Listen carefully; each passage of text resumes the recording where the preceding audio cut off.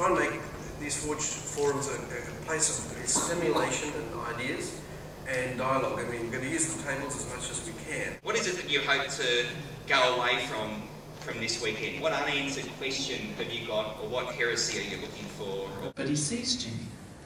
So he slows right down, which is it's a spiritual discipline.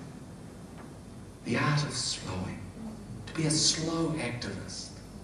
But we've failed to kind of somehow help people to become, I believe, disciples. And the problem is if we don't do that, if we fail to have a process or a clear understanding what discipleship involves, not just spirituality, but discipleship, adherence to Jesus, then what actually happens is that, you know, the culture will take over where we ourselves are not intentional. Because we are being discipled every day in our culture. Just the reason why discipleship is important, because it's the Jesus factor, that we become a little Christ, a little Jesus, that I think it is God's agenda for us to become a representative of Jesus in every sphere in her life. Around the word that she had heard. The Epiphany. You can't beat that. I think it's absolutely brilliant. So I love Rebecca.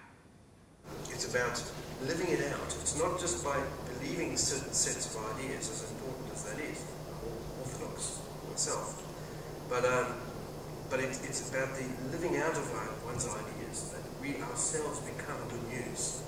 We become part of the message of good news to the world. Excellent, especially the emphasis on discipleship, just the call to be Jesus in the world we live in. Oh, I found it very interesting, and I was just thinking that it's like a lot of nagging feelings that I've had have been really well articulated here about how we perceive Jesus, and how churches have changed in the way they do things and become more just inward looking and passive as opposed to getting out there and being missional. So, yeah. I find it challenging. I came here to learn how to tell other people to do mission, and I'm finding that it's a big challenge to me to just look at my own life, and that I can't tell other people unless it's coming from within me, and so I really need to have some long, hard thoughts with myself and with God to do some life-changing stuff within my own life before I can tell others. Yeah, it was just a great session this morning. Very challenging in many ways. Some of the stuff again to refocus on Jesus as the core, but then also to see where discipleship takes us and what that looks like in our settings. So that's been really encouraging, just to be able to sit and think on those things. I'm surprised at how many old people like myself are here. I thought it would be all the younger generations, but I'm really pleased that a lot of other people my age are here as well, willing and eager to learn and keep on learning. It's been a fantastic start to the conference, the intensive. So as a table student, it's really just correlating with everything I've been studying thus far this year, and look forward to the rest of the day. And Alan and Deb have been fantastic. So look, I think that when you revisit Jesus, you revisit conviction on a big level. So I feel like hiding under the table, and no, I think just realising that you can't just know all this stuff, you've actually got to do something about it. And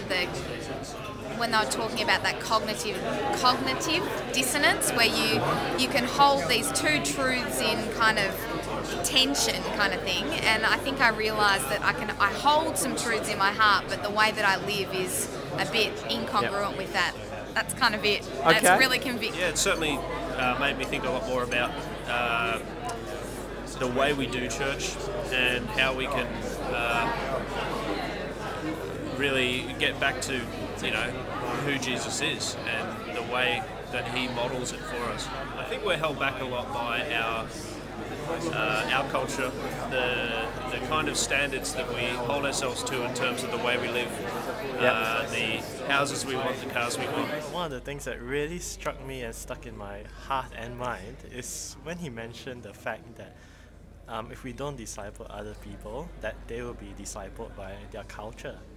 And I think for me, I just didn't really think about that inaction in discipleship doesn't mean that the other people remain stable and remain where they are, but rather they will continue to be influenced by their culture. Yeah.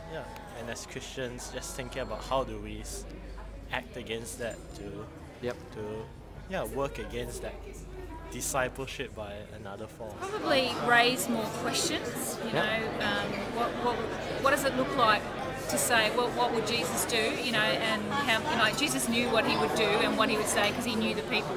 Whereas we don't actually know what the people would think or what they would do. So we can't really do what Jesus does exactly. If you know what I mean. So it's more about, I suppose, standing here as people of Christ and just guessing what Jesus would do. I suppose, and that raises questions.